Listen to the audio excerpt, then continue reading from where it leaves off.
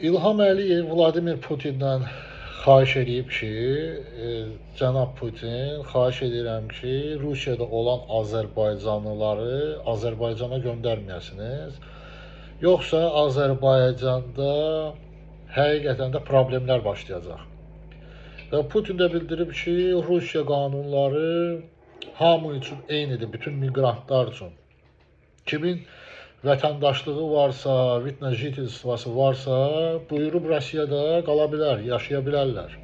Amma kim ki miqrant kimi gəlib, 3 aydan sonra ölkəsini tərk eləməlidir. Yəni Rusiyanı tərk edib keçməlidir Azərbaycana.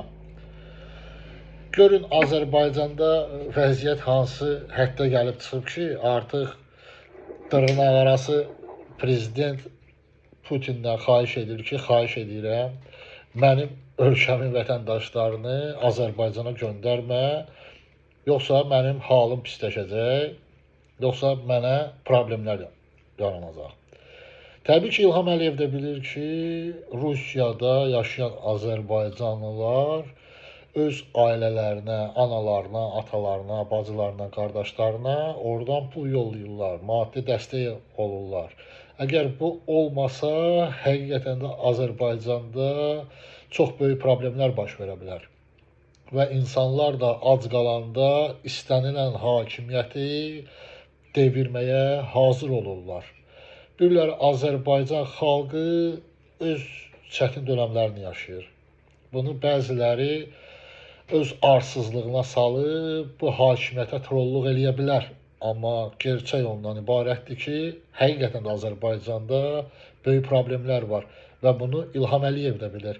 Bunu Rusiya prezidenti Vladimir Putin də bilir. Azərbaycanlılarımız çoxdur. Həm Rusiyada, Qazaxstanda, Avropada, Amerikada, Kanadada, dünyanın hər bir tərəfinə biz səpələnmişik. Niyə? Çünki öz Azərbaycanımızda, öz məmləkətimizdə bizə iş yoxdur.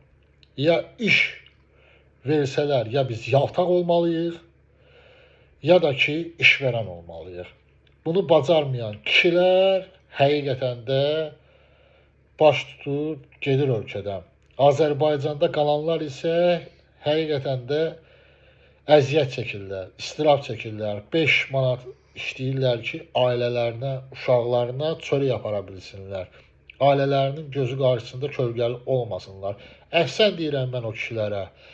Həqiqətən də o kişilər bizim başımızın tacıdır. Öz şərəfi ilə, ləyaqəti ilə çalışıb, öz ailəsinə bir parça çörək aparan kişilərdən gedir söhbət. Yaltaq isə həmişə yaltaqdır.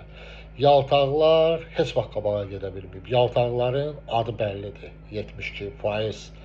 Ona görə də İlham Əliyev çalış ki, ölkədə iş yerləri açasan, öz vətəndaşlarına sayğı ilə davranasan, qulluq eləyəsən və öz məmurlarına tapşırasan ki, ölkədə az oğraşlıq eləsinlər və vətəndaşları incitməsinlər.